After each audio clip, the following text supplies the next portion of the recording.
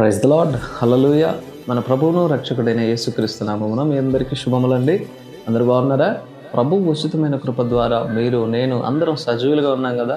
మరి కొద్ది నిమిషాలు ఈ స్తోత్ర ప్రార్థనలో దేవుని మాటలు ధ్యానం చేద్దామా కృతజ్ఞతగా. లూకా సువార్త 15వ అధ్యాయంలోని యేసుక్రీస్తు ప్రభుల వారు 3 ఉపమానాల గురించి చెప్పి ఉన్నారు. మనందరికీ తెలుసు ఆ ఉపమానాలు ఏంటన్నది.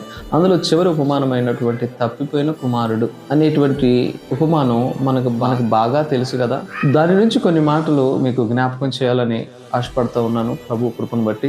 ఈ చిన్న కుమారుడు తండ్రి దగ్గరకు రావడం, కుమారుడికి ఉన్నటువంటి హక్కును బట్టి, తండ్రి చేయాల్సినటువంటి బాధ్యతను బట్టి తనకి ఇవ్వవలసిన భాగాన్ని ఇవ్వడము, అతను వెళ్ళి దుర్వినియోగం చేసుకోవడం, మళ్ళీ వెనక్కి రావడం, ఇదంతా మనకు తెలిసిందే. అయితే ఇక్కడ మనం గమనించాల్సిన విషయం ఏంటంటే, తప్పిపోయిన కుమారుడు ఆ చిన్న కుమారుడు కాదు, తండ్రితో ఉంటూనే తండ్రి ప్రేమను గమనించలేనటువంటి పెద్ద కుమారుడు.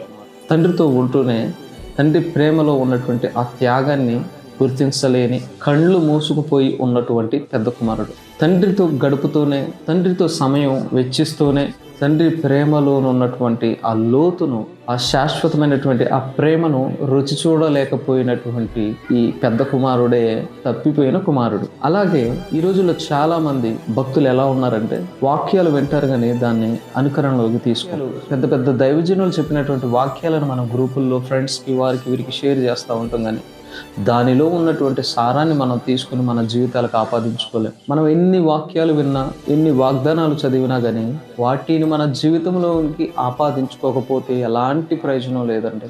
కాబట్టి ఒకసారి పరిశీలన చేసుకోండి. మనం పెద్ద కుమారుల్లాగా వెంట ఉంటూనే, వాక్యాలు వింటూనే, వాగ్దానాలు చదువుతూనే వాటిని ఆపాదించుకోకుండా, దానిలోని సారాన్ని గమనించకుండా బ్రతుకుతున్నట్లయితే మనం కూడా తప్పిపోయిన ఆ పెద్ద కుమారుడి స్థితిలో ఉన్నట్లే. కాబట్టి గమనించి మన వాక్యంలో ఉన్నటువంటి సారాన్ని మన జీవితాలకు ఆపాదించుకుందాం. అటు కృపలో దేవుడు మనల్ని అందరినీ వాడుకొనుగాక. ఆమేన్.